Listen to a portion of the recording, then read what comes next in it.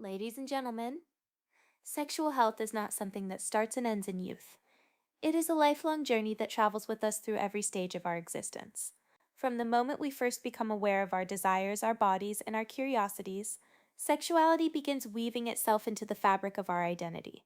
In our teenage years, sexuality often bursts into our lives with energy, with experimentation, with uncertainty, and sometimes with fear. It feels electric, new, untamed, and overwhelming. Yet it is also fragile and deeply misunderstood. In those years, sexual health means education, safety, learning boundaries, and recognizing that pleasure is not shameful, but a natural part of being human. As we step into our 20s, our sexual health matures alongside our independence. Desire is often strong, hormones are at their peak, and exploration becomes more intentional. We start to define what intimacy means, what we like, what we fear, and what we truly need from partners. Sexual health in this phase is not just about preventing pregnancies or avoiding infections. It is about learning emotional responsibility, building confidence, and respecting the value of communication. At this age, bodies are fertile, energy is vibrant, and intimacy can feel like fire, but even here, sexual health requires awareness and care. Moving into the 30s, sexual health becomes more layered and more meaningful. Careers, families, responsibilities, and stress begin to shape our desires. For some, sex becomes routine, for others, it becomes deeper and more intimate than ever before. Hormones begin to shift slightly, but passion remains. Many discover that sexual fulfillment is not about frequency alone, but about quality, connection, and intentional exploration. At this stage, sexual health also begins to intersect with fertility choices, family planning, and long-term relationship dynamics. The 30s teach us that sex is not just a physical act, but a reflection of mental balance, self-esteem, and relational trust. By the time we reach our 40s, many people fear that sexuality begins to decline, but the truth is far more powerful. The 40s can be a time of sexual renaissance. With experience, maturity, and self-awareness, many individuals discover greater confidence in their desires. Women may begin experiencing changes in their menstrual cycles, while men may notice slight shifts in stamina or arousal patterns. Yet these are not endings but transitions. Sexual health here is about adapting, listening to the body, and embracing new techniques, positions, and emotional approaches to intimacy. This is the age where many finally shed the shame they carried in their younger years, embracing sex as a full expression of who they are. The 50s carry their own unique sexual health realities. Hormonal changes such as menopause in women and reduced testosterone in men can alter desire, lubrication, and performance. Yet this stage also brings freedom from fertility concerns, more time for exploration, and deeper emotional intimacy. For couples, this can be a golden era of rediscovering passion without the distractions of raising children or building careers. For singles, it can be a time of empowerment and fearless self-expression. Sexual health in the 50s is about creative adaptation, embracing toys, exploring fantasies, and understanding that pleasure is limitless when approached with openness and curiosity. In the 60s and beyond, society often tells us that sexuality no longer belongs to us, but that is one of the greatest lies ever told. Sexual health does not expire with age, it evolves.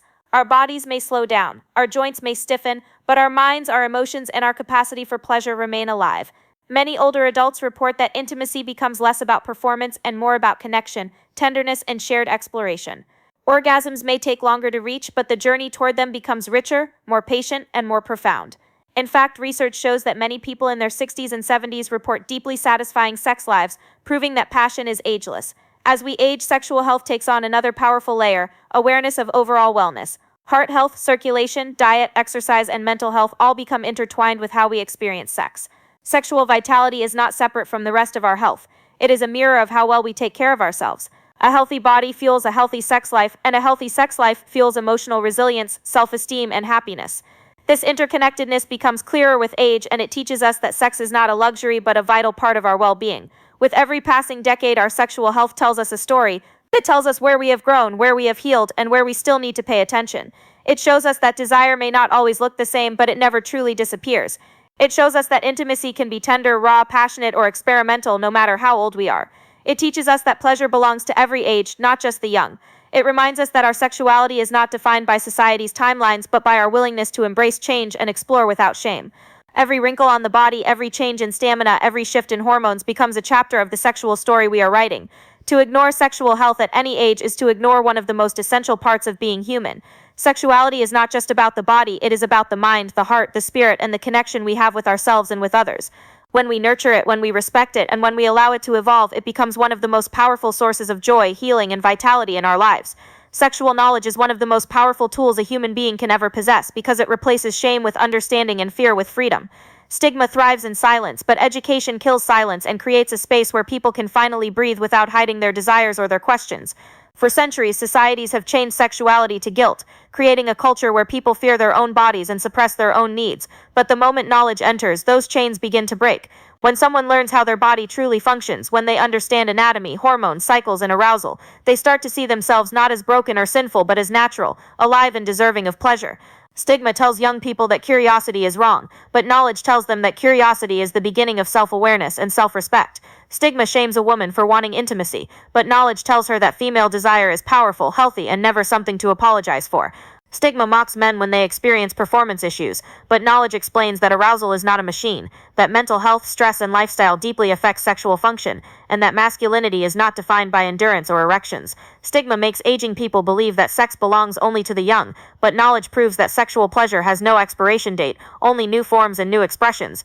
Every single myth that stigma whispers into society's ear, knowledge has the power to expose and replace with truth. When we refuse to talk about sex openly, we hand stigma the loudest voice in the room. We allow rumors, stereotypes, and judgment to shape how people view themselves, creating generations of shame-filled adults who are too afraid to ask simple questions about their bodies. Knowledge reclaims that voice and turns whispers of shame into conversations of empowerment.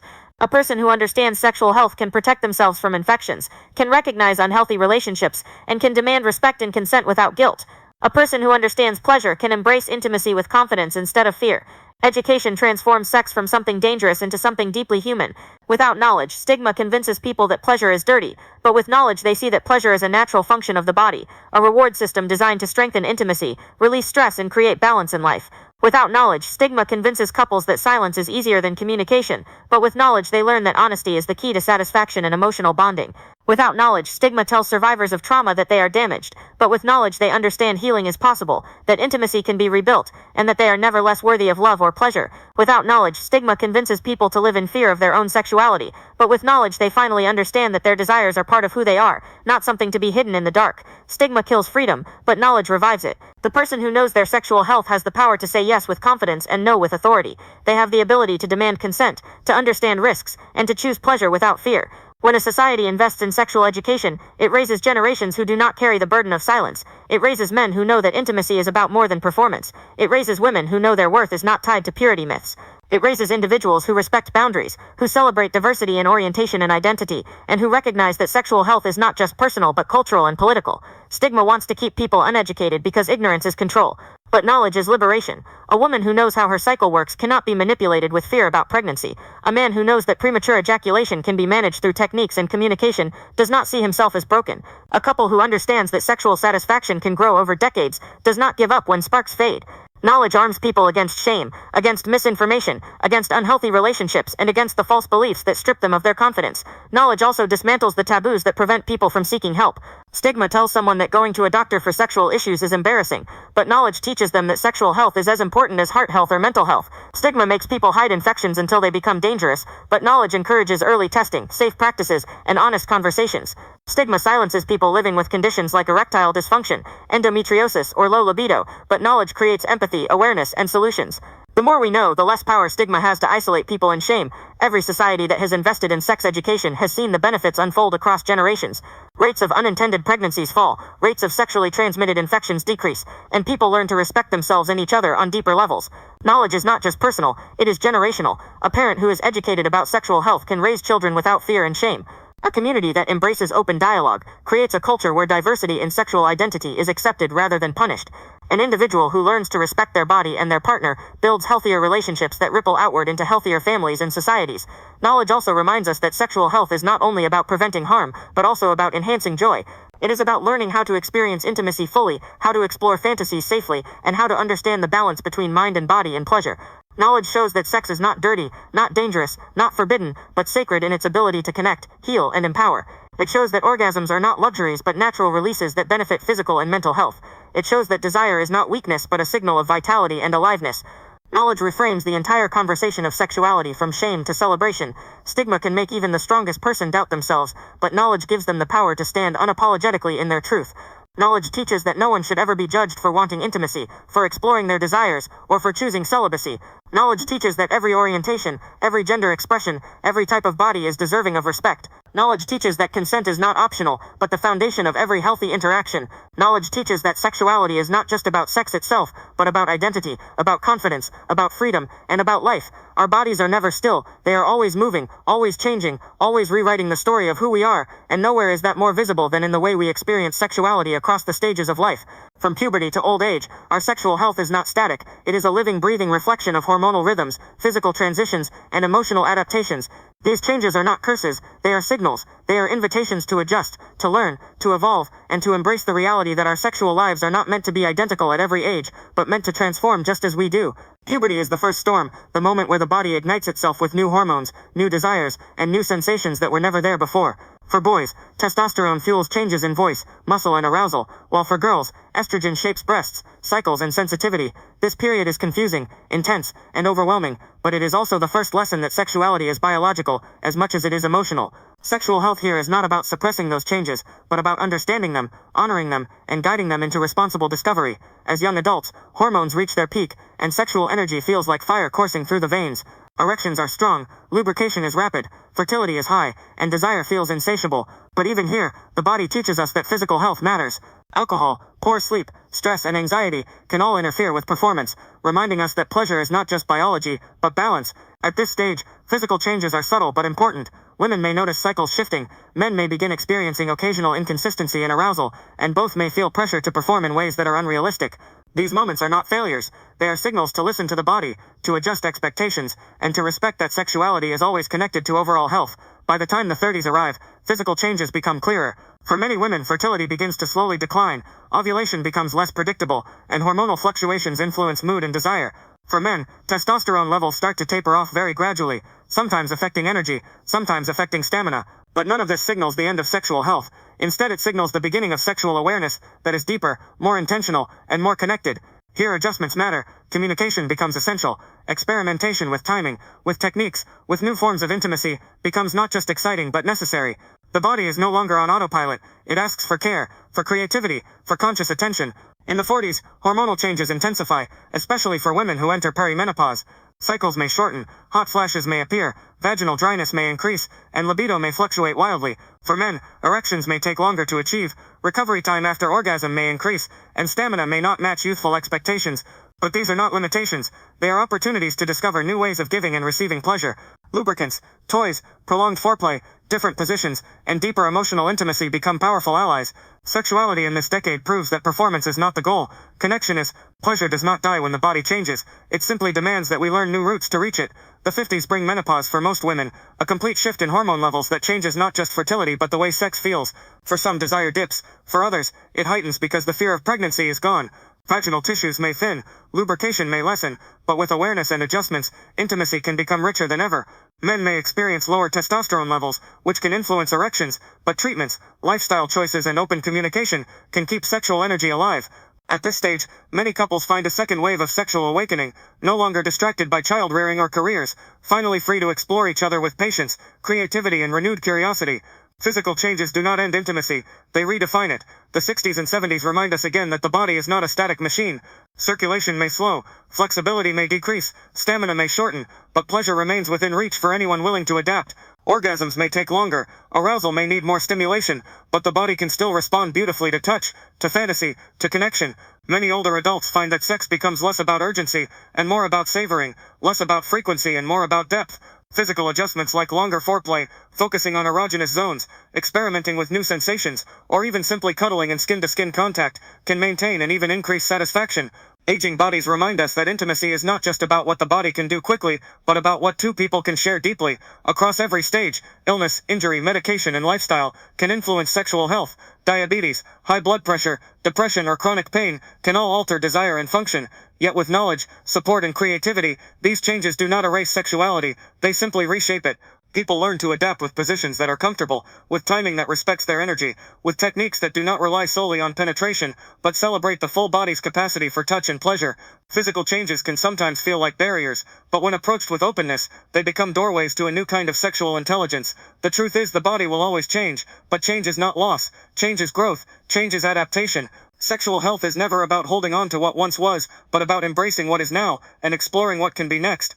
The erections of a teenage boy are not the same as the erections of a 70-year-old man, but both are real, both are valid, both can bring joy. The orgasms of a young woman in her 20s may feel different than the orgasms of a woman post-menopause, but both are powerful, both are liberating, both are worthy of celebration.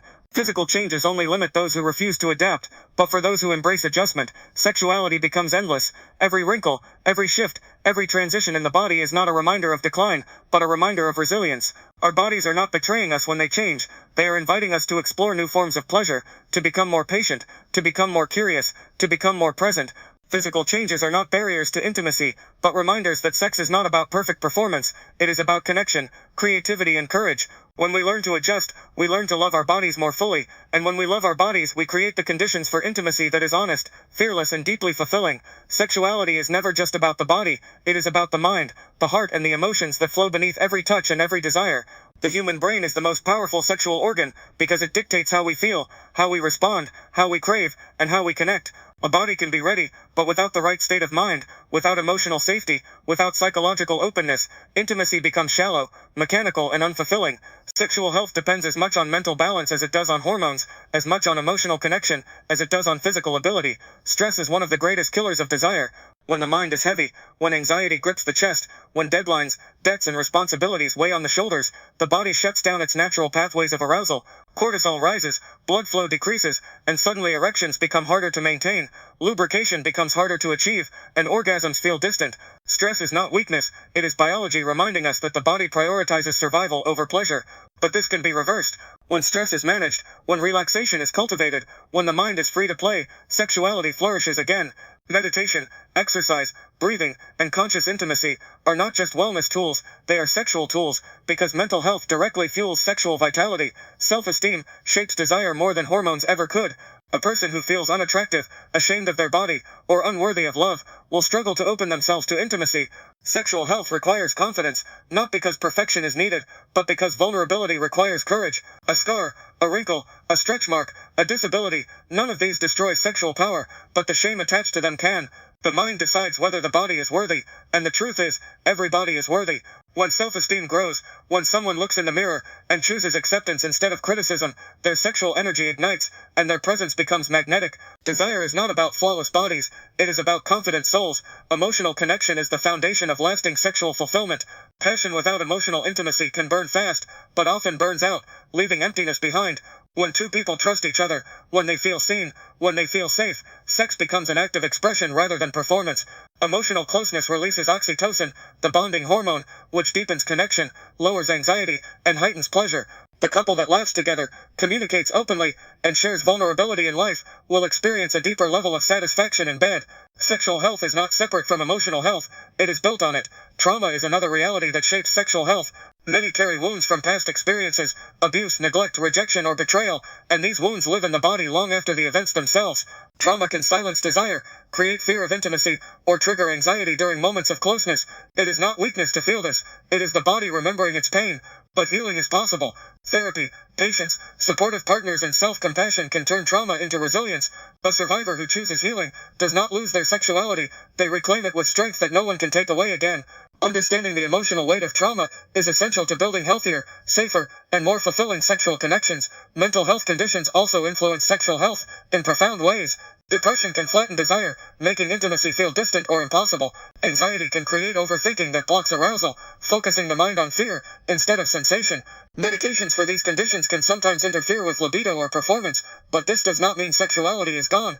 With communication, with medical support, and with adjustment, people can rediscover intimacy, even in the midst of these struggles. The mind and the body are never separate, and sexual health requires addressing both with honesty and care. Desire itself begins in the imagination. Fantasies, memories, creativity, and mental stimulation fuel arousal even before a single touch occurs. The brain releases dopamine when it anticipates pleasure, and that anticipation is as powerful as the act itself. This is why reading, watching, imagining, and role-playing can all heighten sexual energy.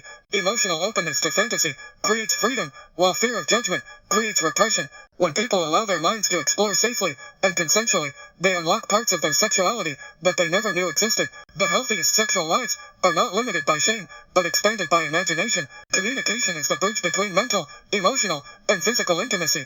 A partner cannot know your desires, your fears, or your boundaries unless you speak them. Silence creates distance, but words create closeness. Saying what you like, what you don't, what you need, and what you dream of is not selfish, it is essential. Many couples struggle not because of mismatched bodies, but because of unsaid words. When communication is open, the mind relaxes, the heart trusts, and the body responds with freedom. The courage to speak creates the courage to feel. Love, intimacy, and sexual health are inseparable. Love is not only romantic, it is self-love. It is the love of life. It is the love of connection.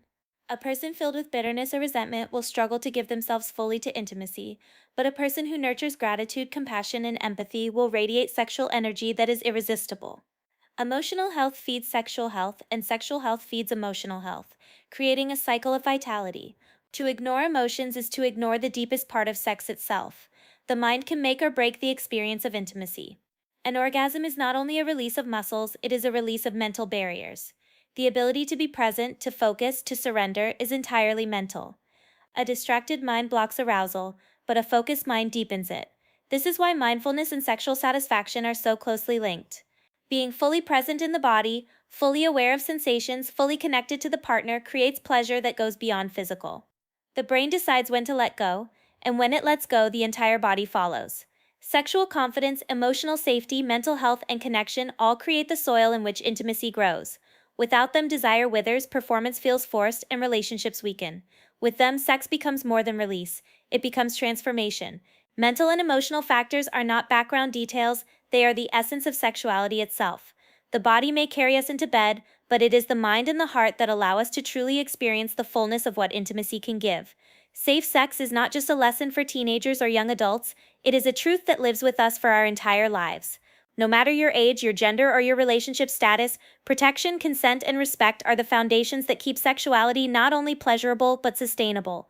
Desire does not disappear with age, and neither do the risks, which is why safe sex must never be treated as optional, never as something you outgrow, and never as something that belongs only to the young. Every generation has its myths about safety. Some believe that once fertility ends, protection is no longer necessary. Others believe that long-term relationships erase the need for precaution. Still others assume that the wisdom of age somehow replaces the responsibility of safety. But the reality is different. Sexually transmitted infections do not discriminate by age, and boundaries do not lose importance with time. Whether you are 18 or 80, safety is a declaration of self-respect, of care for your partner, and of honor for the sacredness of intimacy. Condoms are not simply a barrier, they are a tool of empowerment. They protect against infections, they protect against fear, and they allow intimacy to be enjoyed fully, without the shadow of risk. For young people, condoms are about preventing unintended pregnancies as well as infections, but for older adults, they remain just as essential in preventing disease. Safe sex is not about distrusting your partner, it is about respecting your future, because every encounter carries consequences that last beyond the moment itself. Consent is the deepest form of safety, and it belongs in every sexual interaction regardless of age or experience. Consent is not simply the absence of no, it is the presence of a clear and enthusiastic yes. It is the foundation of respect, the boundary that protects both people, and the guarantee that intimacy is an act of choice, not pressure. Consent must be spoken, must be continuous, must be honored in every moment, because without consent, sex is not connection, it is violation. Teaching consent at every age builds a culture of respect, where intimacy becomes safe, mutual, and empowering. Safe sex is also about communication, because no protection is perfect without conversation. Talking openly about sexual history, about testing, about boundaries, about desires, and about fears is not weakness, it is strength. Silence creates risk, but communication creates safety. When two people can share their truths without shame, they protect each other not only from infection, but from doubt, from anxiety, and from regret. The courage to speak openly is as important as the courage to act safely. Older adults often forget that safety still matters. When pregnancy is no longer a concern, many assume protection is unnecessary, yet rates of sexually transmitted infections are rising fastest among people over 50. This is not because desire fades, but because precautions are neglected. Safe sex is not about age, it is about responsibility. A 60-year-old deserves the same protection as a 20-year-old, and a 70-year-old deserves the same respect as someone just discovering intimacy for the first time. No one is too old for safety, and no one is too experienced to forget its importance. Safe sex also extends beyond the physical. Emotional safety is just as vital as condoms and tests. Feeling pressured, feeling judged, feeling disrespected, these are violations of safety that leave scars deeper than infection. Sexual health requires that people feel emotionally secure, able to express their boundaries without fear, able to say no without guilt, and able to say yes without shame. When emotional safety is present, physical safety becomes easier to honor, because both people feel valued as equals. Testing is a form of safety that too many people ignore. Knowing your status is not an accusation, it is an act of care. Regular screenings protect not only your health but also your partner's, and they remove the silence where stigma thrives.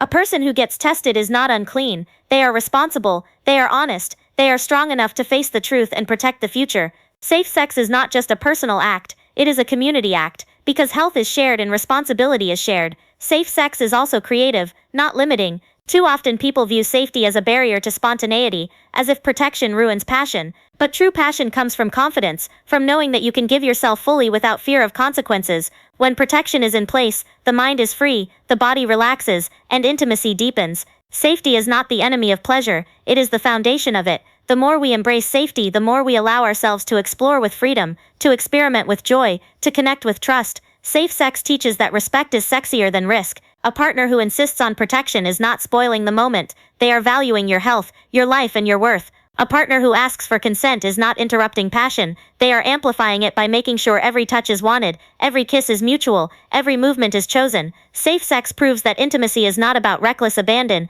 but about conscious connection. It transforms sex from a gamble into a guarantee of respect. Safe sex must also adapt to the realities of life. Different bodies, different ages, different orientations, and different relationships all require different kinds of safety. For some, safety means condoms, for others it means dental dams, for others it means PrEP, for others it means boundaries around certain acts. There is no single formula for safety, but there is one truth, it must always be present. The form it takes may change, but the principle never does. Safety is not a burden, it is a gift. It says that your body matters, that your health matters, that your future matters. It says that your partner is worth protecting, worth respecting, worth honoring. It says that intimacy is too beautiful to be clouded by fear or regret. Safe sex is the most powerful way of saying I value myself, I value you, and I value the life we are creating with every touch. Intimacy is not a single definition frozen in time, it is a living force that evolves with us as our bodies change, as our relationships deepen, and as our desires shift. What turns us on at 20 may not be what satisfies us at 40, what excites us at 50 may not be the same as what thrills us at 70, and that is not a loss, that is growth. Reinventing intimacy means refusing to let sex become stale, refusing to accept routine as the only option, and instead embracing the endless possibilities of how pleasure and connection can take new shapes at every stage of life. Too many people believe that intimacy fades with age, but the truth is intimacy does not fade, it transforms. When youth gives you raw energy, you chase passion with urgency, but when maturity gives you patience, you chase passion with depth. Reinventing intimacy means learning that sex is not just about frequency or performance, it is about exploration, about creativity, about reimagining what touch, what closeness, what connection can mean. It is about realizing that there is no expiration date on desire, only new ways to express it. Reinventing intimacy requires curiosity, the courage to ask new questions, and to try new experiences, instead of clinging to old habits. The couple that has been together for decades cannot expect sex to feel like the first night forever, but they can create a kind of intimacy that the first night could never touch, an intimacy rooted in trust, in knowledge of each other's bodies, in the comfort of vulnerability, in the safety to explore fantasies without shame. Reinvention does not erase the past, it builds on it, turning memories into foundations, and curiosity into fuel. Intimacy is more than penetration, more than orgasm, more than mechanics, it is the lingering touch, the shared laughter, the whispered fantasy, the eye contact that makes the heart race. Reinventing intimacy means expanding the definition of sex to include every act of closeness that brings pleasure and connection. It can be mutual massage, it can be role play, it can be toys, it can be long sessions of foreplay that never lead to climax but leave both partners fulfilled.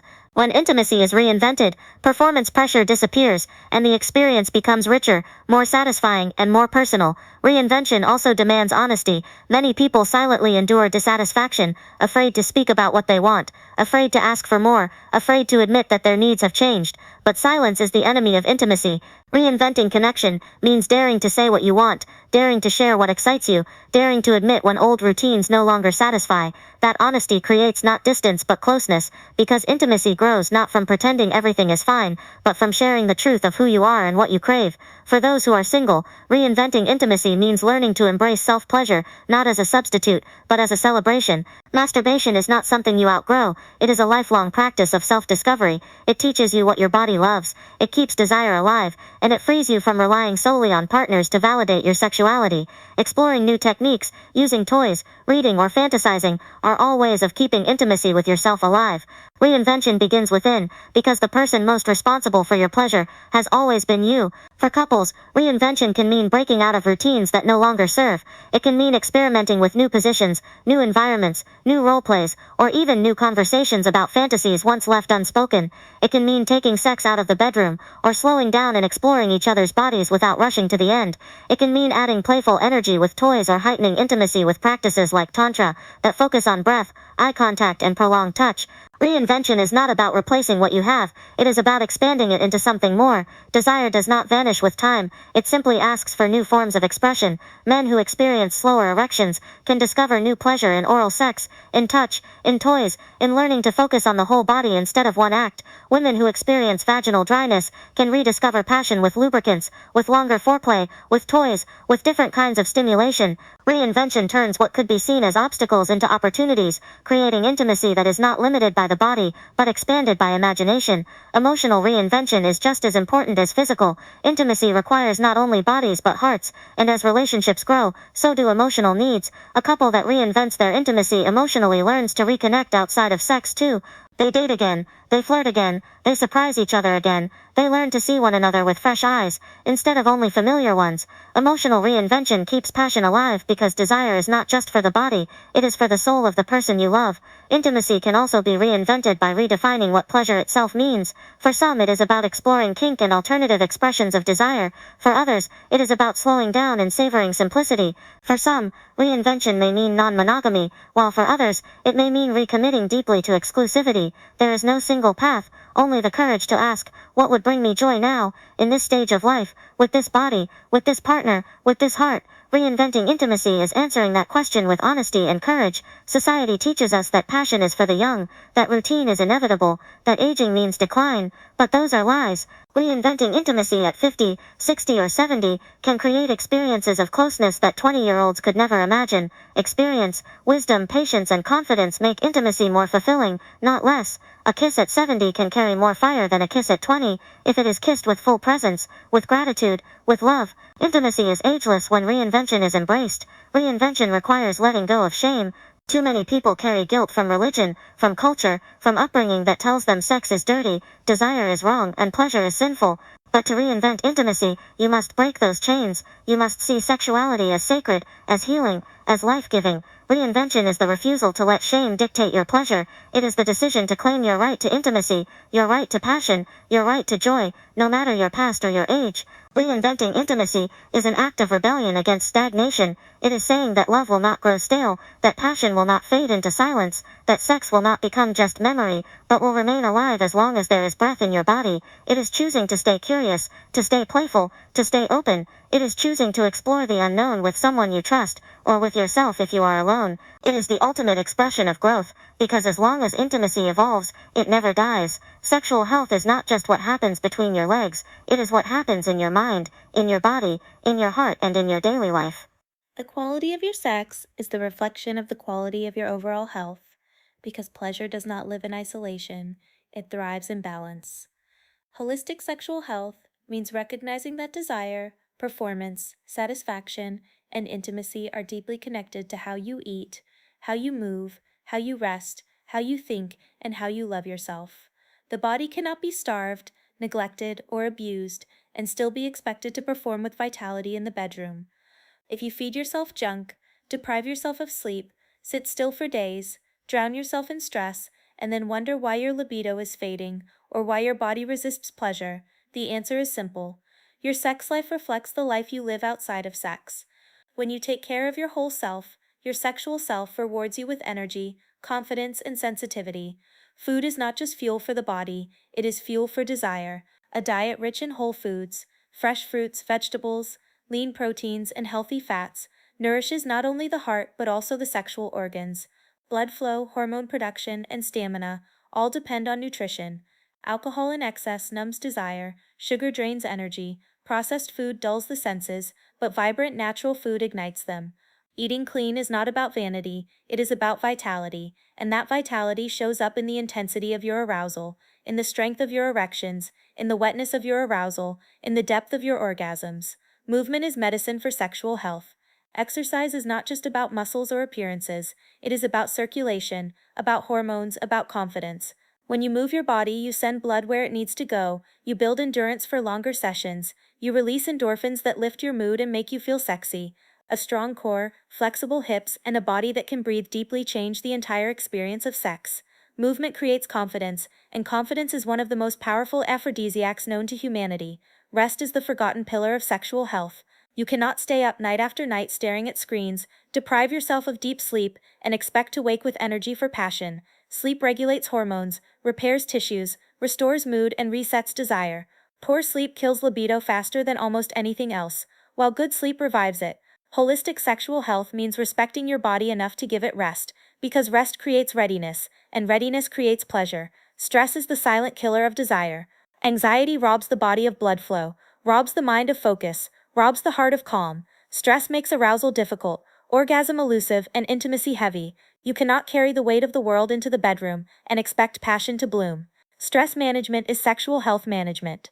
Meditation, breathing, mindfulness, and relaxation practices are not luxuries, they are necessities, if you want to protect your sexual vitality. A relaxed body is responsive, a calm mind is imaginative, and a peaceful heart is open to connection. Mental health is inseparable from sexual health.